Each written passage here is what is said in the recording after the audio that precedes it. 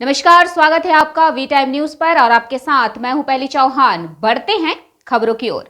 बेलडांगा में एक जार में भरा बम बरामद हुआ है। मुर्शिदाबाद के बेलडांगा थाना क्षेत्र के काजी साहा साहब की सीढ़ियों वाले इलाके में सोमवार शाम एक गुप्त सूचना मिलने पर बेलडांगा पुलिस ने छापेमारी की। छापेमारी के दौरान पुलिस को जंगल से एक जार में भरा बम बरामद हुआ।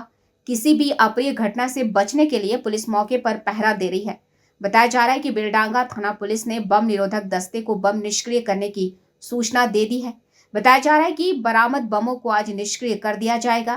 बेलडांगा थाना पुलिस ने इस बात की पूरी जांच शुरू कर दी है कि इतनी बड़ी मात्रा में बम किसने और क्यों जमा किए थे। এখানাতে কালকে পুলিশ এসেছিল, তো এখানাতে বোম পাওয়া গেছে, একটা ডিব্বাতে আছে, তাই শুনেছি আমরা।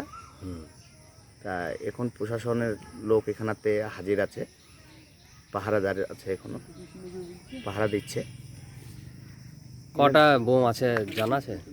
আমরা শুনেছি হয়তো গোটা 2-3টে হয়তো হবে, এরকম হয়তো, কিন্তু আমরা তো দেখি না এখনো। কতটা জার দেখা গিয়েছে? একখান জারেই আছে, এটাই শুনেছি। এটা কোন জায়গা? এটা কাজিসা